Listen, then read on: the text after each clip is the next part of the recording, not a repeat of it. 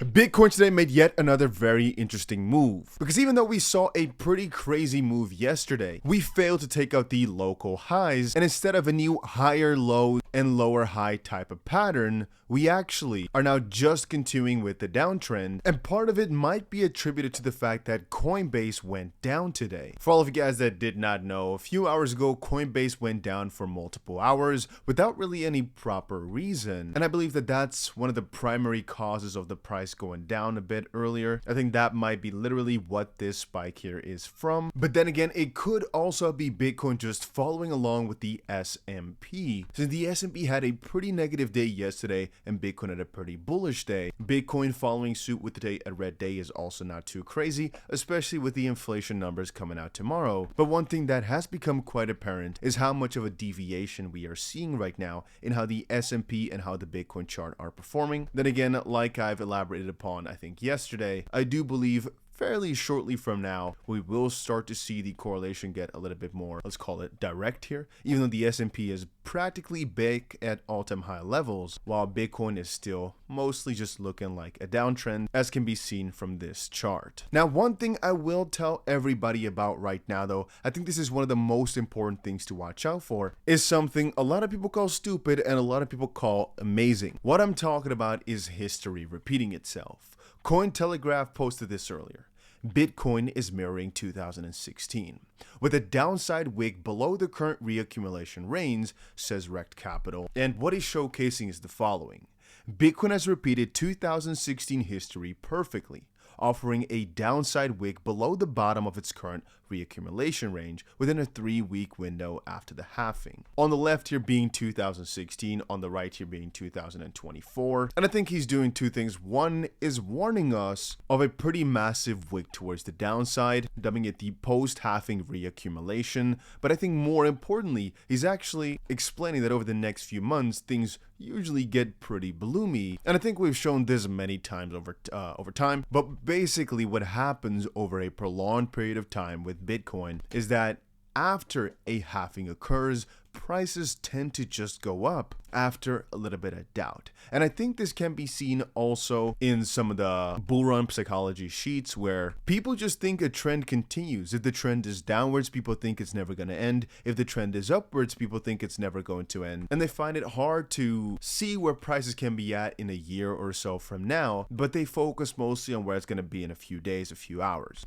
And just looking at the history of Bitcoin, and the reason I keep accumulating at lower prices is because if you zoom out and you look at it, it always follows a similar pattern. And for that reason, I am personally so set on these higher multi-$100,000 Bitcoin prices over time that I always find it really comfortable to accumulate at these lower Bitcoin prices, especially when realizing just how much liquidity lies above us. As I still think that even if Bitcoin prices dump ever so slightly over the near future, that we will see another break of the $67,000 mark before more downside were to happen. And again, even in a case of more downside, I believe Bitcoin will never go towards some of their previous lows again. So as long as I do not get liquidated out of my positions, it's just about finding the right entry. And for me, that's between 60 and 59K. Every single time we get there, I'll make sure to buy more. And again, if you're looking for a crypto exchange, the one I personally use to trade crypto is Bybit, but there's a few links I've got in the description down below where you can get some massive bonuses or free trades.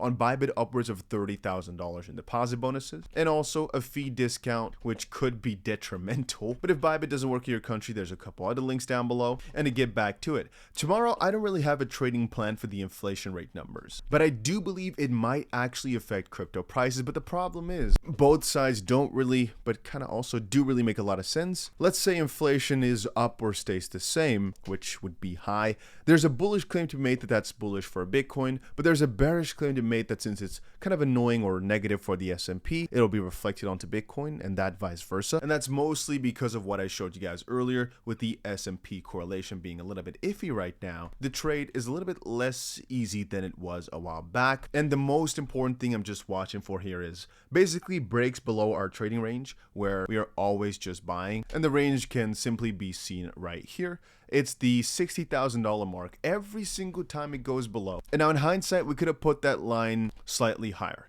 If, for example, we took this initial bottom after attempting some of the new highs and just bought every single time it got below these levels, that would have been once, twice, a third time, a fourth time, a fifth time, a sixth time, a seventh time, an eighth, potentially all these days, a ninth, a 10th time, let's say 10-ish or so times. Every single time thus far, it would have been extremely profitable extremely quickly, except for one time period of, let's say, 3 or so days here. And so from a risk reward perspective, even right now as it stands, the highest likelihood for Bitcoin is that we're gonna basically stay within this range until a massive move is made, which is either a massive correction potentially all the way towards 50, or a break of structure and going from this short-term downtrend to finally resuming the bullish track. If it does in a bullish sense, obviously on a really short term we have ourselves this previous top to break through with some massive liquidation leverage laying around there, but obviously the two main levels to watch are all the way towards the all-time high or 50,000. So even though usually it's not that simple, in this case here, it really is. It's a make or break type of moment for Bitcoin, where either the theories that have been presented towards us are going to start making sense of a massive wick, potentially only lasting a few hours, coming towards the downside before the massive takeoff, which again, I'm going to use to the fullest of its opportunity to buy massively. Again, people like to say, oh, but just saying it's going to go either up or down is too simple. It is pretty simple. As long as every single time the price comes down, you just use it to buy. If it goes up, you technically speaking get more unlucky, unless you already open positions like we have. But the way we basically trade this is either once we see a breakout, we see basically going past these levels and hopefully even going past this to basically break the trend. So past this previous top here to get a break of this downward sloping structure, because at that point we have our low, we have a new high, we have a new low, and again we'd have a higher high. So that's again a short-term uptrend. That would be nice. But once you see yourself a breakout, you could potentially trade that, or potentially once we go below the trading range, again, which could happen within a few hours, it might be wise to just start opening back up the longs, because again, there's a very high likelihood we're going to bounce from just